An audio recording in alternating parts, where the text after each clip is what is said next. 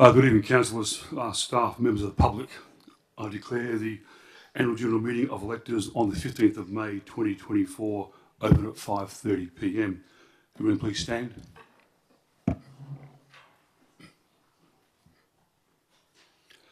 I wish to acknowledge the Gadigal people as the traditional custodians of the land that we're meeting on and recognise their strength, resilience and pay my respects to the elders past, present and emerging. Thank you.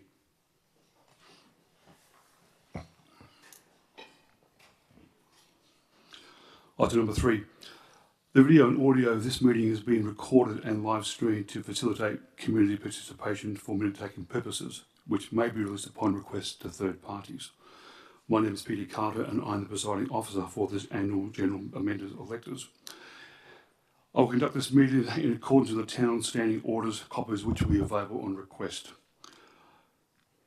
Should there be any vote on a matter which elected members are entitled to one vote, only electors of the town are entitled to vote at the meeting. Any decision made on tonight's meeting will be considered at the ordinary council meeting on the 29th of May 2024. I would ask now all elected members who wish to speak to state their name and address before addressing the meeting. In accordance with 6.6 of the Town of Port Hedland Standing Orders Local Law 2014, members of the public are not permitted to use any visual or audio electronic device or instrument to record the proceeding of any meeting unless that person has been given permission to do so by the presiding member. Members of the public are also reminded that in accordance with 617-4 of Standing Orders, mobile phones must be switched off and not be used during the meeting. 3.1 attendance. I note that councillors are present and the attendance will be listed under 3.1 of the minutes. That's Councillor Rents, Councillor Blanco, Councillor Butson, Councillor McRae and Councillor Bello attendance. 3.2 attendance by telephone, internet communication, there is nil. 3.3 apologies. We have apologies from the CEO and the Deputy Mayor. 3.4 approved leave of absence. Councillor Turner is on approved leave of absence and Councillor Bennett has requested leave of absence and this will be considered at the next ordinary council meeting. 3.5 disclosure of interest. Acting CEO, do you have any disclosures of interest at all? Mr Mayor, there's been none. Okay, thank you, CEO. Item number 4, response to previous questions. 4.1, response to questions taken on notice at the public annual general meeting of electors on February the 8th, 2023. There were no questions taken on notice at the AGM on February 8th, 2023. Item number 5, confirmation of the previous minutes. We have office recognition before us that confirm the minutes of the annual general meeting of electors held on Wednesday the 8th of February 2023 are a true and correct record. Can I have a mover, please?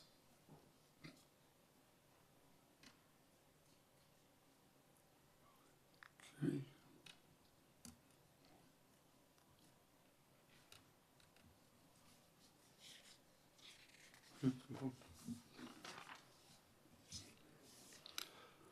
Item number 6, annual report. I'm pleased to present the report of the annual report of the 2022-2023 financial year. Every year, Port Hedland continues to thrive. Industry activity is expanding, more jobs are being created as we account for more than the highest percentage of Australia's GDP. We continue to refer to the powerhouse as the nation, not only the state, but also the nation. Just last week, Ms Whitby described the Pilbara as the place to be, as prospect of further economic growth and diversification take shape. As a local government authority, the town of Port Hedland plays a critical role in this success. Put simply, a strong West Australian economy relies on a strong Port Hedland. A strong Port Hedland relies on social infrastructure and services that makes our town a great place to live. The annual report for 2022-2023 financial year is full of noteworthy achievements, milestones, underscoring the significant progress made by the town. I'd like to cover these off in 3 sections. First, how we contribute to lifting the livability of Hedland, and secondly, the success of delivering services, and 3, how we plan for the future. Let's start with livability. We want Hedland to be a great place to live, for people enjoying raising families here, for them having services and amenities that matter to them. We focus on ensuring Hedland is livability. Over the 2022-23 financial year, the town of Headland has invested more than $50 million into community projects that support improving public amenities. Notably, we've completed the Macarapena Port Hedland Community Centre. This is a multi-purpose facility that gives community and space to connect. And what a great asset it is for our community. Even better still, 50% of it was funded by the state government. We also completed the skate park structure in South Headland Skate Park. This impressive feature not only ensures the park can be used all year round, but it's a focal point for South Headland. We wanted to ensure the skate park was shaded so people complete the energetic fusing of the facilities. Now, we can sit back and say we've achieved that goal. With the bespoke audiovisual capacity is now. We have. We also completed the second stage of JD Hardy, the Community Hub Master Plan, creating outdoor basketball courts. Meanwhile, we spent $1 million in renewing public open spaces, which can be seen through every day of the gardening landscaping, bringing open spaces to life. We also associated with livability with the town's 16 events across the year, including the inaugural Street Arts Festival. This festival brought South Headland to life, with 10 murals leaving a lasting legacy on our community. The town also achieved positive partnerships with state government agencies to support community safety. During the year, we reviewed all CTC assets, upgraded the network, and installed new cameras.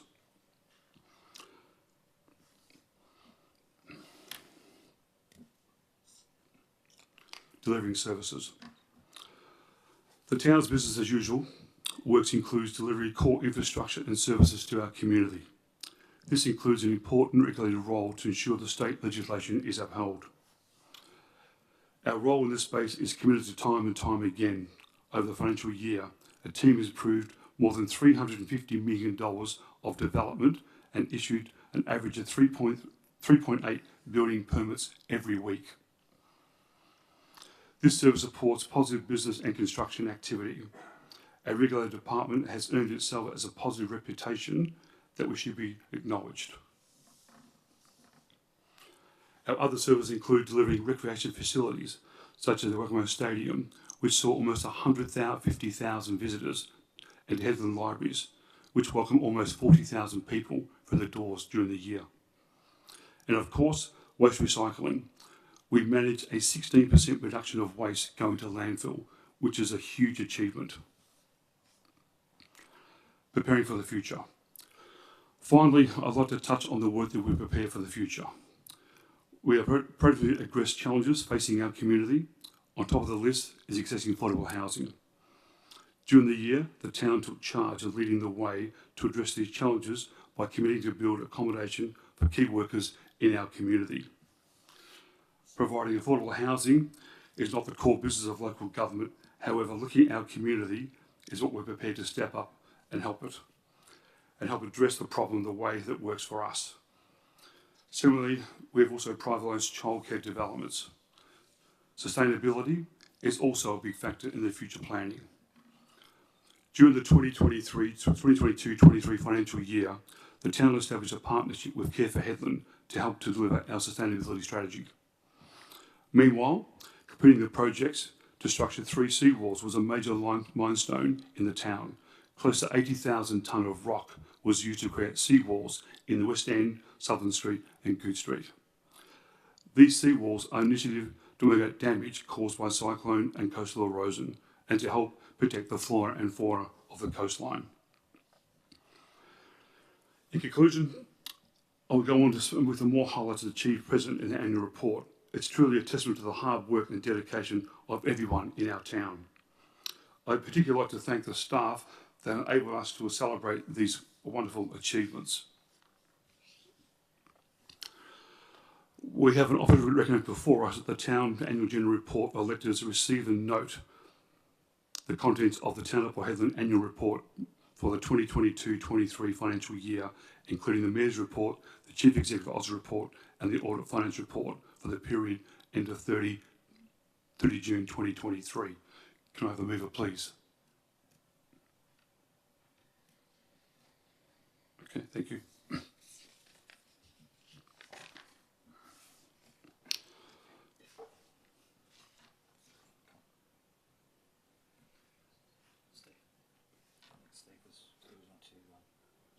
through a couple of the highlights before. Okay. Sorry, Councillor. Steve, would you like to say a few words on the...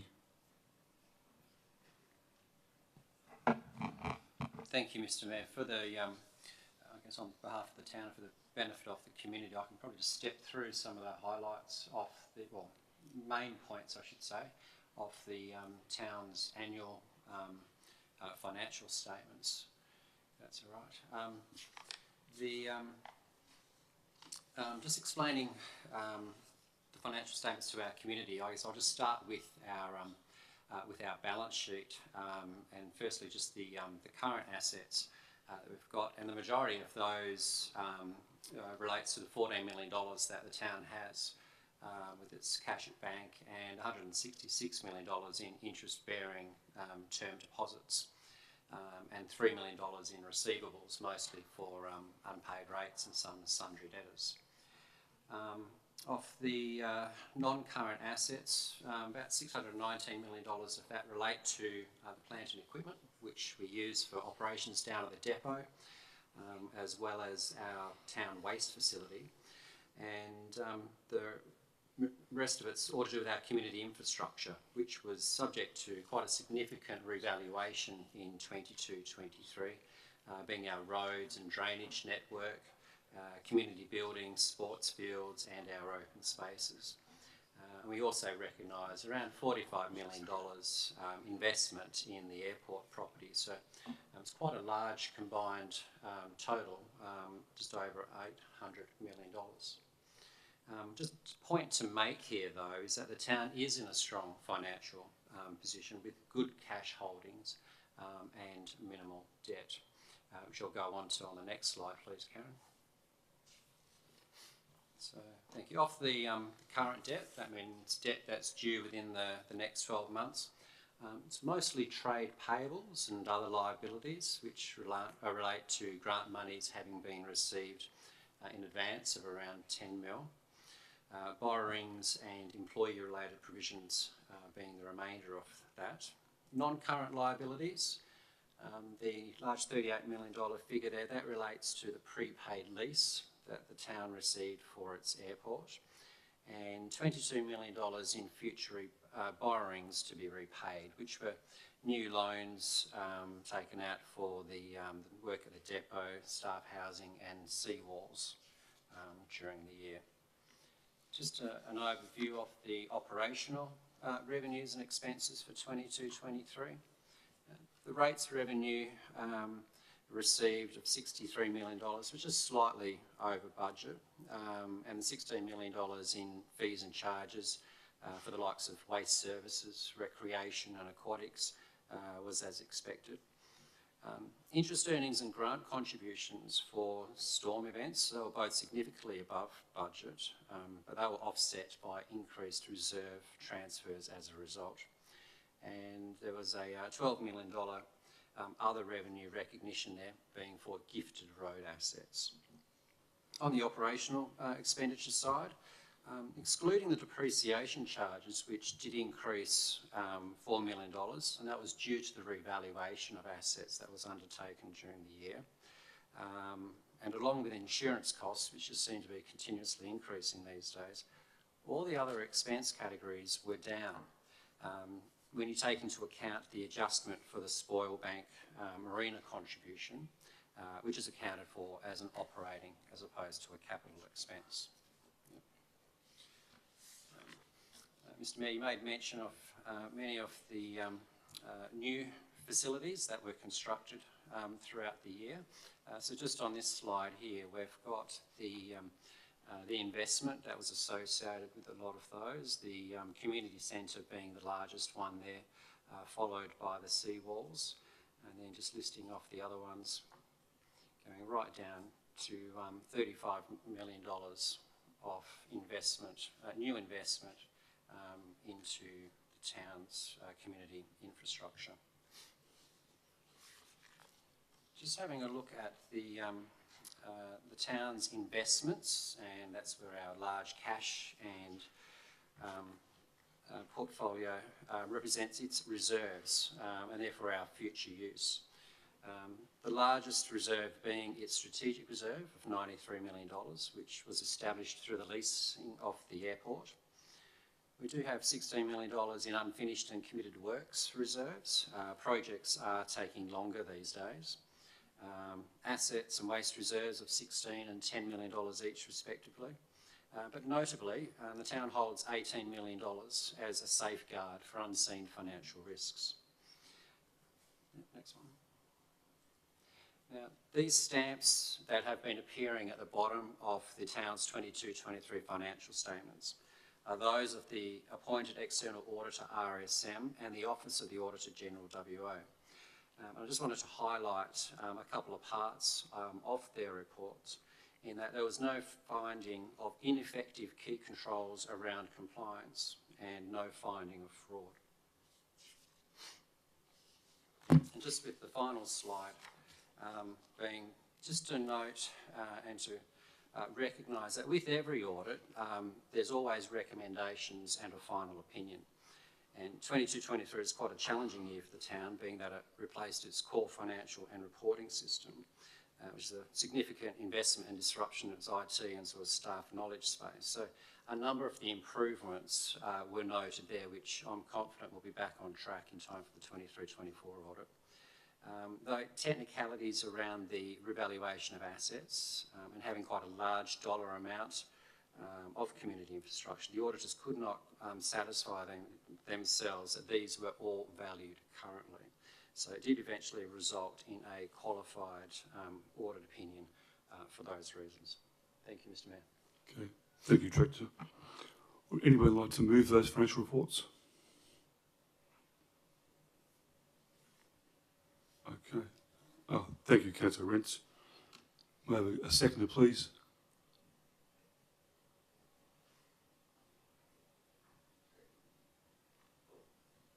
Thank you. Thank you, Scott. Thank you. Is anyone against? Motion's carried. Thank you, councillors.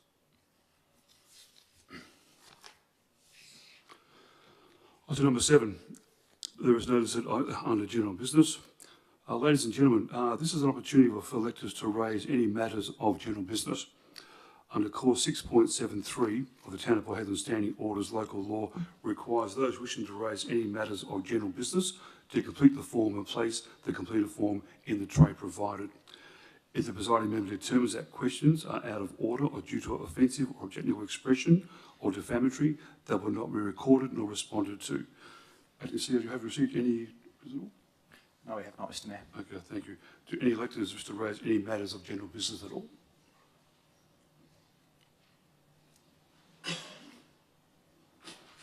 Okay, yeah, please come forward, state your name and address for the record, please. Thank you, Julian.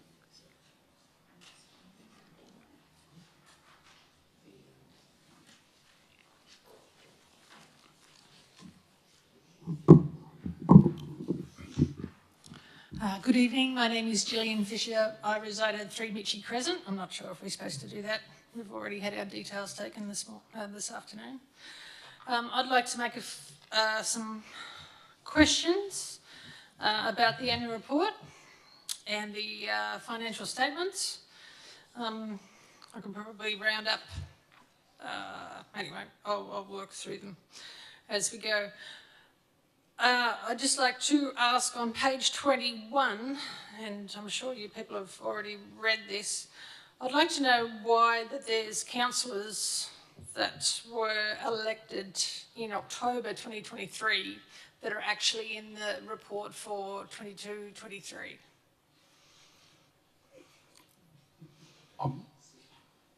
We have Sven Arentz, Camilo Blanco, Lorraine Butson, and I'm afraid Anne Beaker's obviously had her name spelt wrong too, which is she's Amoeba Rebello, sorry, but I think that's quite rude to get someone's name wrong. So we'll take that on notice for you. Yeah, thank you. So you haven't seen that yourself? I'll take it on notice. Yeah. Okay, so it's on page 21 for your reference. Noted that. Yeah, thank you.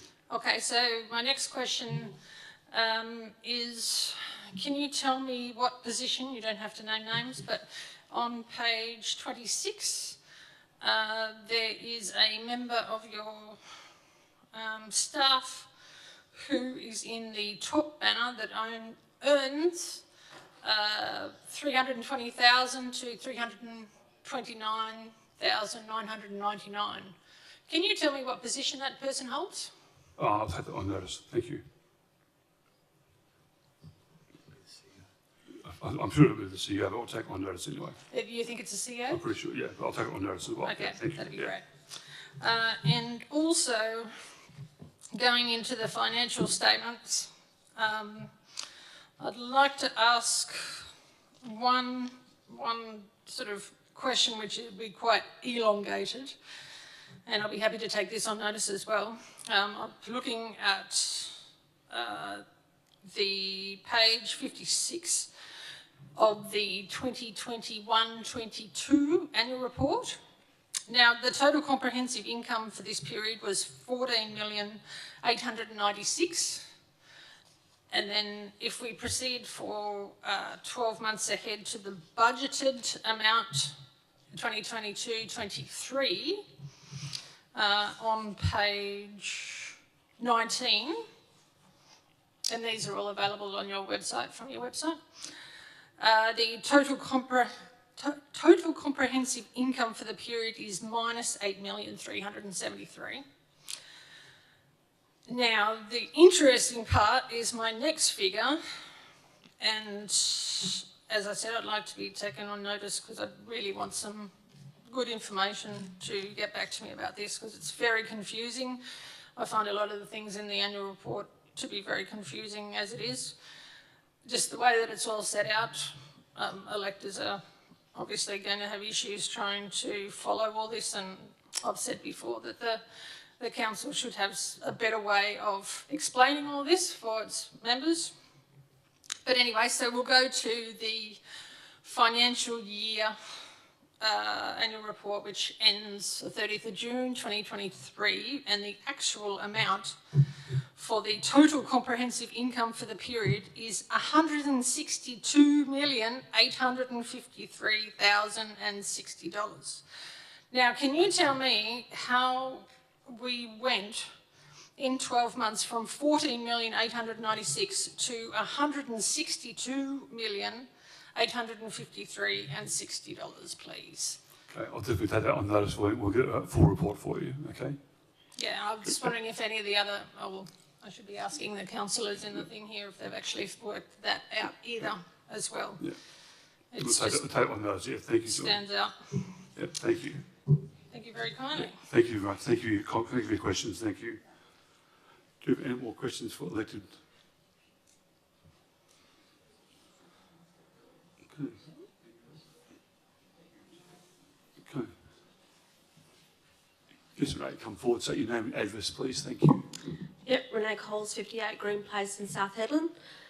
My first question is basically based around the opening statements about Town of Port Hedland being a town of livability. And inclusive for all the community. I had recently an elderly gentleman who actually stopped and had a chat with me in regards to our bowls club and not being able to, obviously due to his issues and problems and being as old as what he is, he always likes to play lawn bowls. Since the closure of the club, he hasn't been able to actively live a prosperity life within the town of Port Hedland. So my question to council is going to be, or if you can take it to council, is how long is it going to take to get that club open? Can sports and recreation not take on the bowls club area to be able to access that to the community, because it is a very well put together place, and for the elderly that we actually have in the community, it gives them an opportunity to be able to get out there and enjoy life rather than feel compelled and held to their households. So that was my first one. Yep. And also to fix the gates, because every single day I'm they're not looking at good, the are they? gates and they look absolutely atrocious. So anyone visiting us, it actually looks like a derelict building and it's not very safe. So watching people jump over fences at night time and those gates, it's not safe, and it's not very eye appealing to be able to get prospectors to come here to actually take Is one. that the gates on Headage Street? The 3 gates that are all smashed up. Headage Street, yeah, okay. Yeah. Yeah. if they can be looked at. Yeah, My no next problem. one is there a registry list on the Town of Port Eden website that employees of the Town of Port Hedland run businesses outside of their scope of work that have free housing here in Hedland and operating a business outside of their Town of Port Hedland job? And is that on the website, and is there a conflict of interest put in for those ones there who do run outside businesses and potentially through events might make extra income, especially for those who are actually paying, not paying rent and getting free housing from the Town of Port Hedland? Yeah, I'll take that on notice for you. Yep. Yeah. Okay. Yeah, thank you. No problem, thank Okay, you. thank you. Do you have any more questions at all? Yes, Roger, come forward, state your name and address. Thank you. Roger Higgins, 119 Eagle Street. I'd like to ask some questions about the expenditure. I've gone through the monthly expenditure and there are some things that appear here which I'd like an explanation for. For example, in every one of the months from July 22, there is an expense associated with C3 Church, but there's no amount in there. Can someone tell me what that's for? It's in every month. There's 12 payments there, but how much is it for and what's the purpose of it? I'll take that on notice for you, Roger. That's okay. Is that Sure. right? Yeah, thank you. Okay. Yeah, thank you. So that's C3 Church, is it? Yep. Okay, yeah, thank you. The other thing that is significant in here is that there's also some very regular payments being made to the Royal Lifesaving Association. Sometimes there's no a figure next to it, but the amount is substantial. It's 231,000 is the total or thereabouts. Now, there are multiple, it's not just 12 payments, it's more than that, so it's more than one a month. What's that payment for? And has this expenditure, I know this question also relates to the expenditure to C3, has this been authorised by council? And if not, how come it's occurring? And the same question relates to the Royal Lifesaving Association. Yeah, I'll take that on notice for Okay. you. Yep, thank you, Roger. The other issue here is looking at a summary on the expenses versus the income side. We can see for the actual figures of 2023 that the actual income is 107,353,887,000. And then we've got a figure which says the actual expenses are 116,745,689. But included in that, and I use a depreciating figure of, to round it off, 18.6 million. Now, I know depreciation is not income, and I know from a tax perspective that shows up in a balance sheet like this. But if you take out that depreciation, it means that there's been an actual expenditure here of about 98 million. And I've done an analysis also, so that's from the summary sheet. But if you look at it month by month, the total expenditure from July of 22 through to the end of June 30 amounts to $179,930 million. Now that's a big, big difference, huge difference. So the question is, how does this come about? It looks to me as if we need probably really a forensic audit of what's going on here, unless someone here around this meeting can give me an answer to why we should have such a big variation. Would you like an answer on that, Roger? I'll get the director to answer for you if you like. Yeah, Steve? Thank you, Mr. Mayor. I would suggest that the answer lies in that the monthly payments that you might be referring to that you've added up would be including capital expenditure as well. Those figures that you pulled off the financial statements are just operating. So the statement of financial activity, which is a comprehensive statement of income and expenditure being operating and capital, you've just got the top part there. You're sort of missing out on all the bottom expenditure. So that's your renewal capital works, as well as your new infrastructure works as well, which there are payments for. There are other payments in there as well for loan repayments, can also be another factor that you need to factor in. And also that those monthly monthly payment summaries that you're adding up, they are inclusive of GST. These statements are exclusive of GST. So you're satisfied that they are accurate and a true representation of the position that the town is in, is that correct? Absolutely, so is the OAG and RSM. It's got their stamps on them.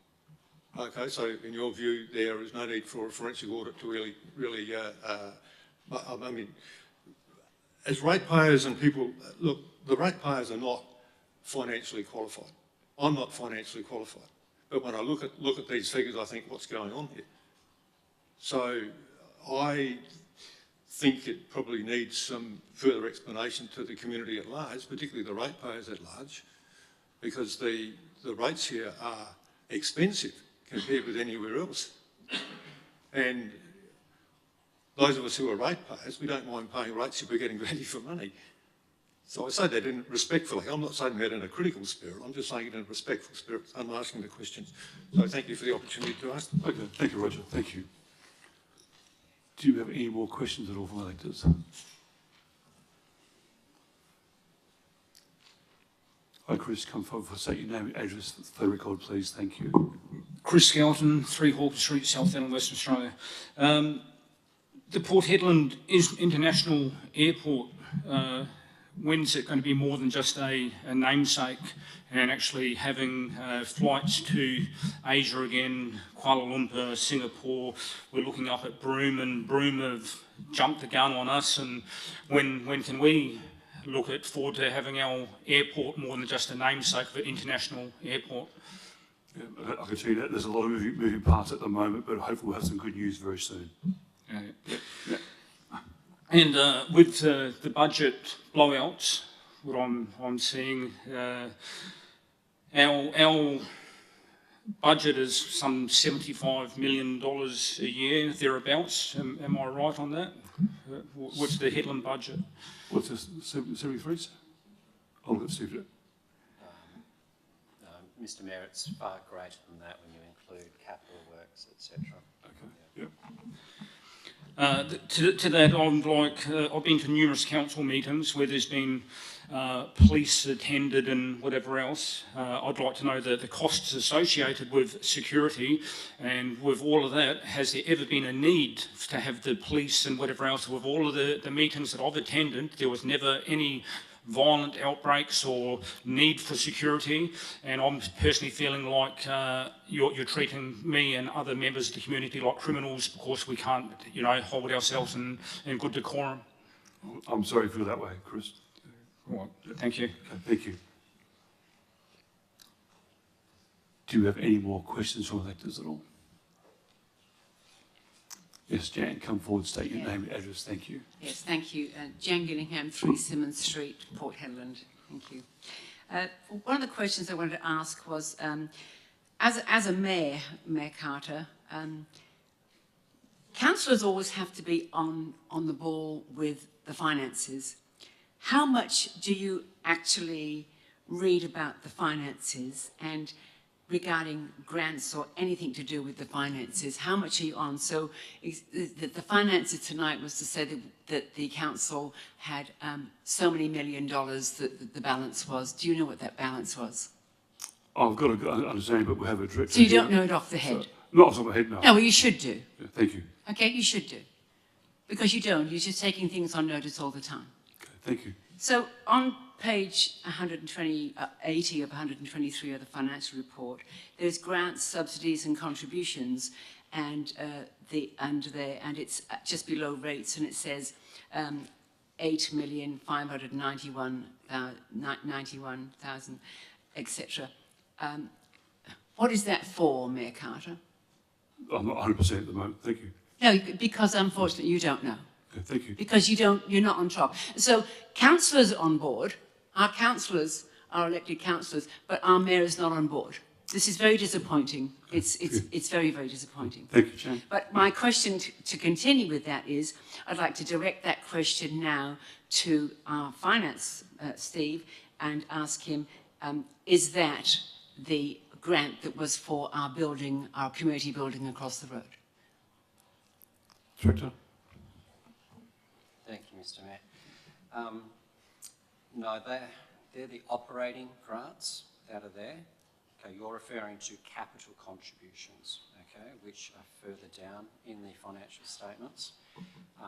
And like even myself, I wouldn't know the details of every single item Understand. you're expecting to know there. But the 8.5 is typically our recurrent grants that we get for financial assistance.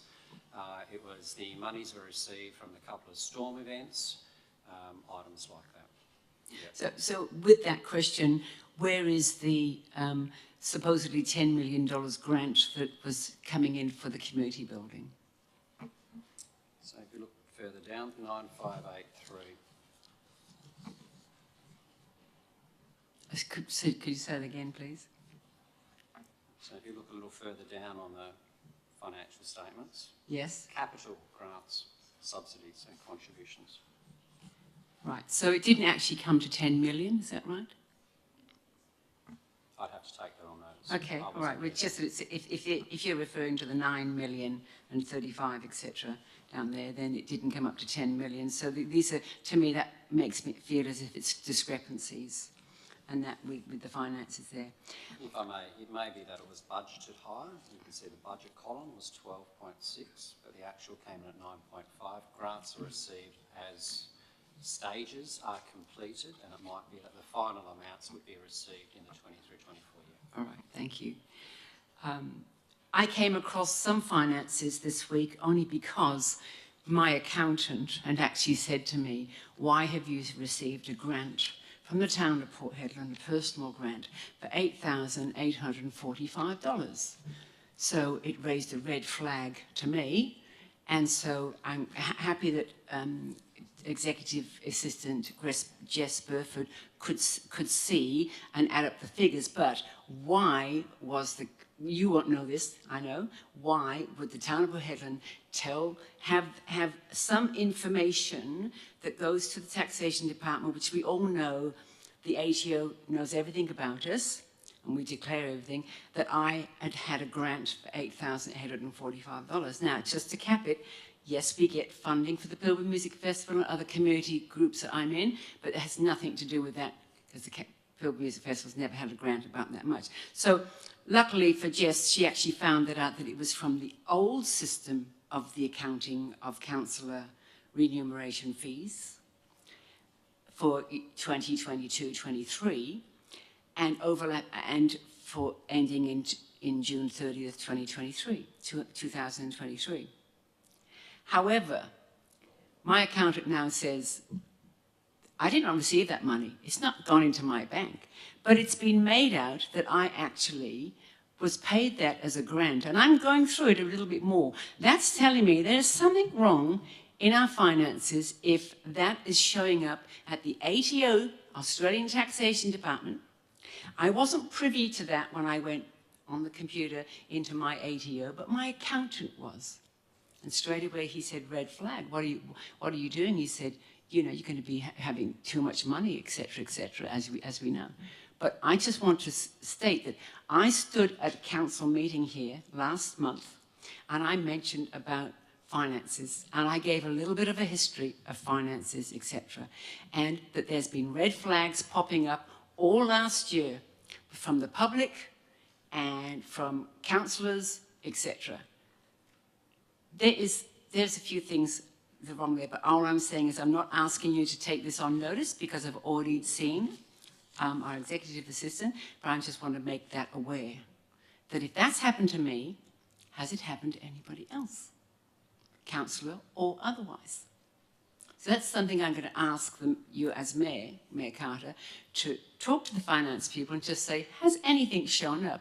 And if they has, I really think that the councillors will need to know about that in their next reports. So I'm sharing that.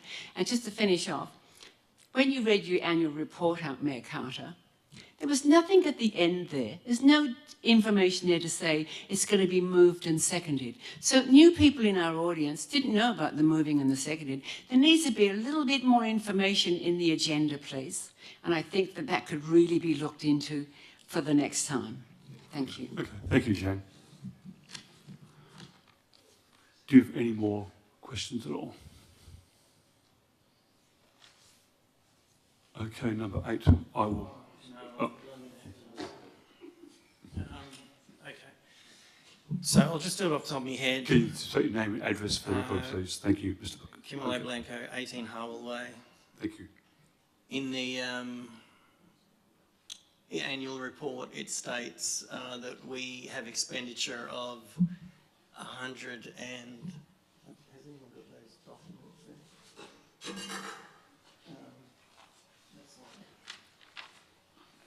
there? 116 million that we've spent in 22-23. Now, if we take the depreciation out of it, we come back to about 98 million that's been spent.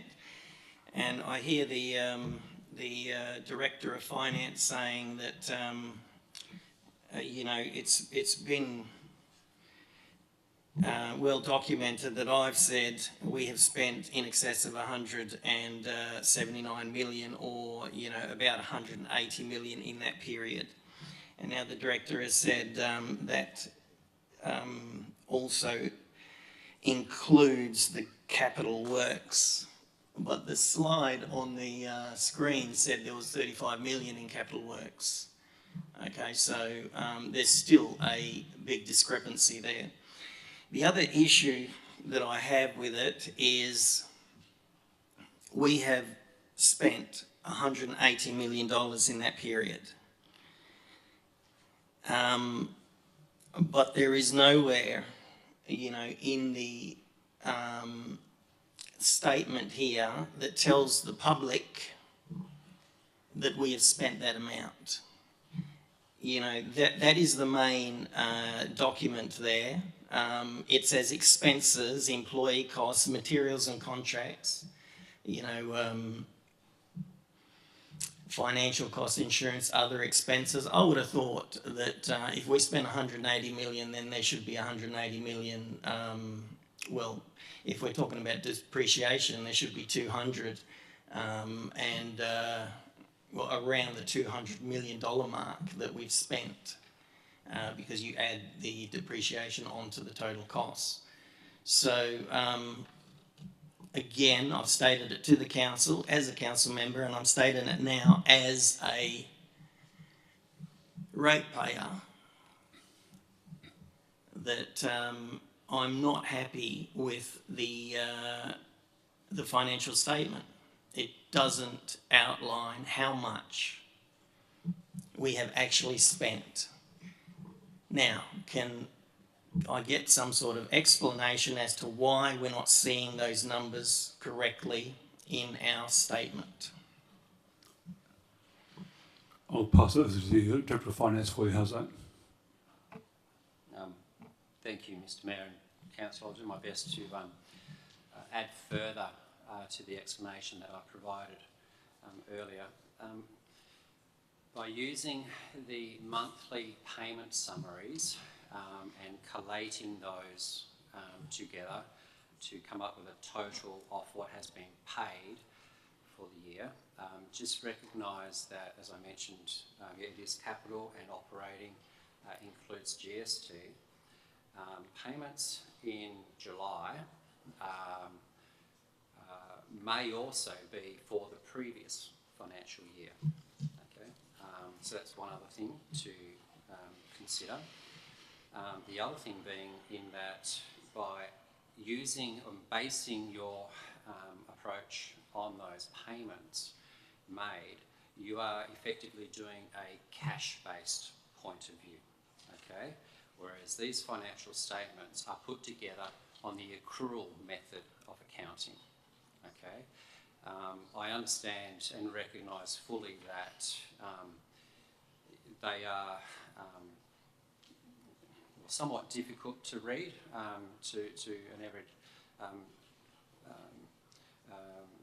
and to interpret, but we are obligated to follow the Australian accounting standards, as well as the financial management regulations. Therefore, they've got to be prepared in a prescribed manner, which won't make it necessarily easily aligned to the approach that you're trying to take. But there's a couple of reasons there as to why you're getting a different approach when you're going from a cash payment with GST approach. It's the timing of it as well, pairing it back to accrual accounting basis. Thank you, Director. Okay.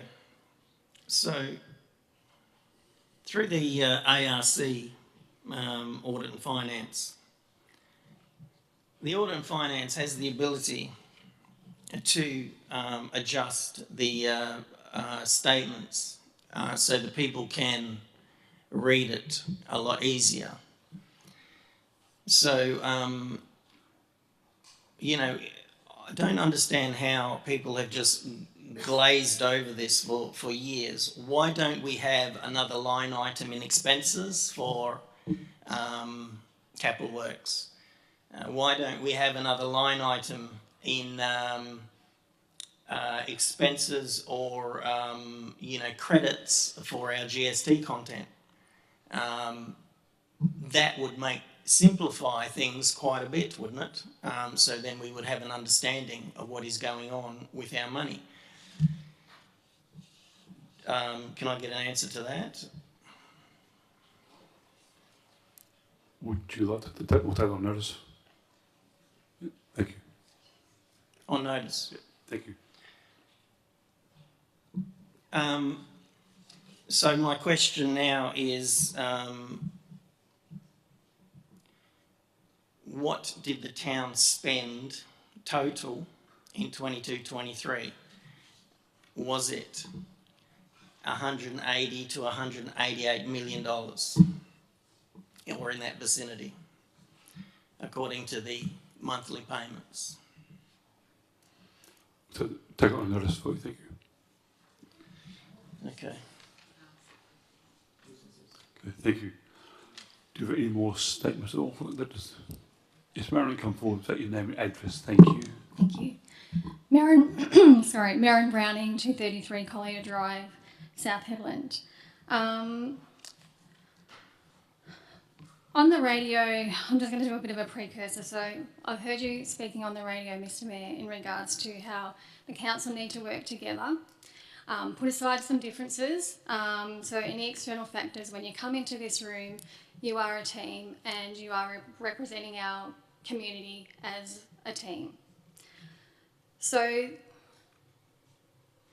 I would like to know, like, many a times there's been multiple questions asked by one of the councillors, and I'll just highlight the external factors to this, why it's not being answered, I don't know.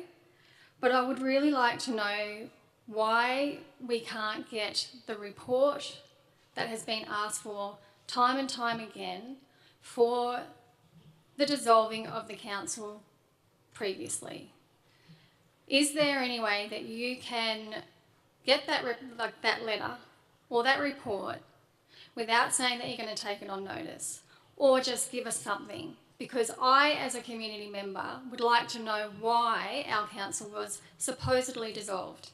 I've actually, to answer your question, we've actually asked the department for all that. I've actually wrote to them. Yep. Yep. So And waiting. how long do we need to wait? I don't know. Can we get a copy of that letter? Tom?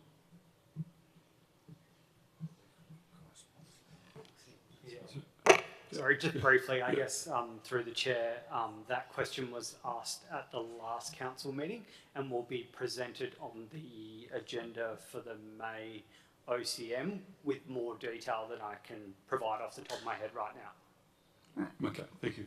Thank you. Thank you. Okay, do you have any more questions at all from public? Yes, right. Come forward. Oh. I just want to ask, when will these questions be answered? When? We'll try and get it to you as soon as possible, Councillor. What's the time frame? Well, we'll just try and get it as soon as possible. Well, it's not going to be next year, is it? No, it So won't be is next it a year, couple no. of weeks Yeah. or? Within 4 weeks, that's it. Okay.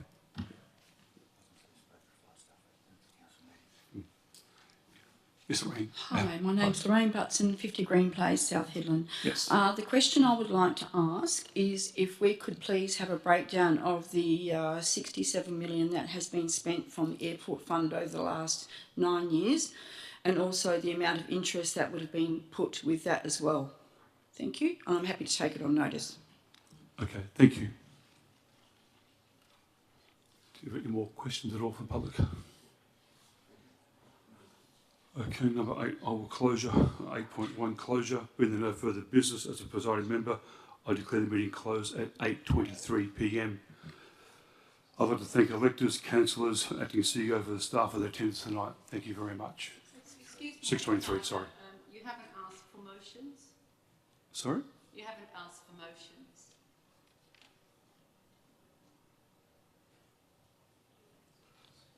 Thank you.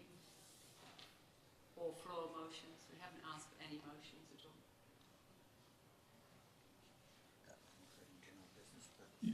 Yeah, it was included in general business, yeah. It was included in general business. Pardon? It was included in general business. Okay, so Yeah. the questions we've just done, then doesn't the motions follow through the chair? According to number 7?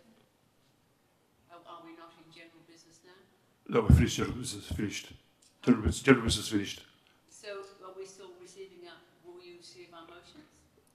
Sorry, can I hear you say? Will you be receiving our motions? Yes, I received, yes. Okay, Yeah. thank you. Well, I do think, through the chair, Yeah. could we please have it more detailed for next time? Okay, Thank you? yeah, we will As do. in other AGM meetings? Yes. Yeah, thank you, yeah, thank you. Okay, 8.1, being there no further business, as the prime members, I will close the business at 8:24 p.m. Firstly, I'd like to thank elected members, councillors, acting CEO, the staff for the attendance tonight, and thank you very much. Thank you.